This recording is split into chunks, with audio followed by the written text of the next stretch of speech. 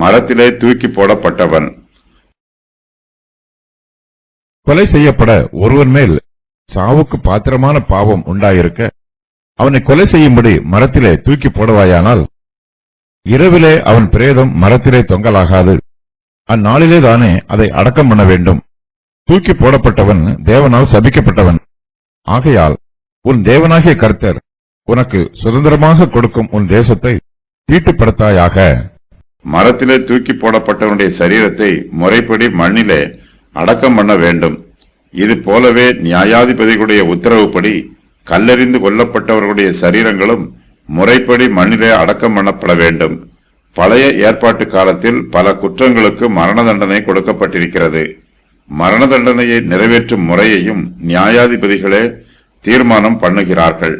மரத்தில் தூக்கி போடுவது ஒரு குற்றவாளியை கொன்று போடும் ஒரு முறைமையாகும். ஒருவன் மேல் சாவுக்கு பாத்திரமான பாவம் உண்டாயிருக்கும் போது அவனை கொலை செய்யும்படி மரத்திலே தூக்கி போடுவது வழக்கம். குற்றவாளியின் சரீரம் மரத்திலே தொங்குவதை அந்த வழியாக வருவோரும் போவோரும் பார்ப்பார்கள். அதை கண்டு அவர்களுடைய மனதிலே பயம் உண்டாகும்.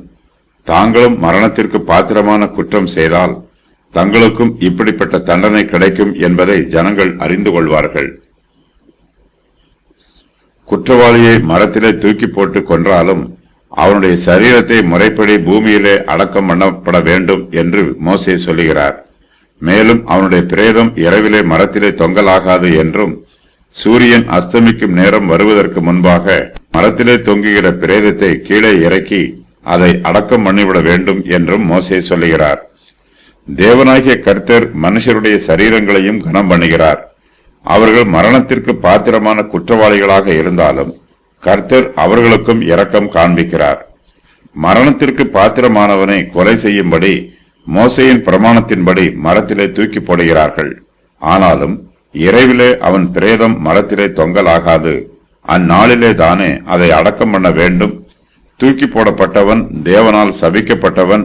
ஆகையால் உன் தேவனாகிய கர்த்தர் உனக்கு சுதந்திரமாக கொடுக்கும் உன் தேசத்தை தீட்டுப்படுத்தாயாக என்று மோசே சொல்லுகிறார். செத்துப்போனவனுடைய சரீரத்தை தொடுவது இஸ்ரவேல் புத்திரருக்கு தீட்டான காரியம்.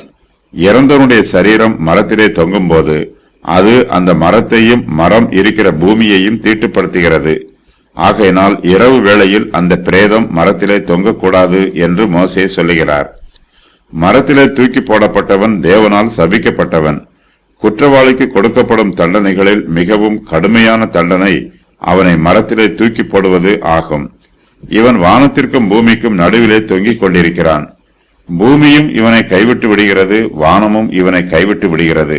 இவன் தேவனால் சபிக்கப்பட்டவன். ஆகையினால் அவன் பிரேதம் இரவிலே மரத்திலே தொங்கலாகாது என்று மோசே சொல்லுகிறார். அவனை எத்தனை மணிக்கு மரத்திலே தொங்க விட்டாலும் இரவிலே அவனுடைய பிரேதத்தை மரத்திலிருந்து கீழே இறக்கி அடக்கம் பண்ணிவிட வேண்டும்.